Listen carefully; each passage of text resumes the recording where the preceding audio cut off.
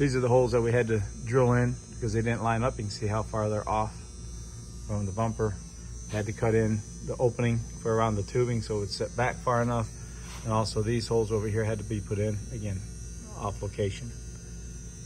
Underneath, these bolts here do not line up with the bumper, so we're not able to put those in. We are going to cut the holes through here in the new bumper for the lights.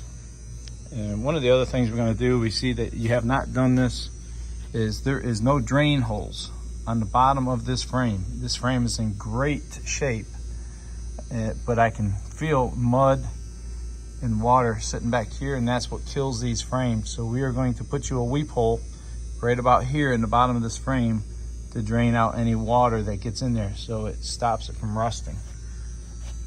Just something we're going to do. We want to save your frame for down the road.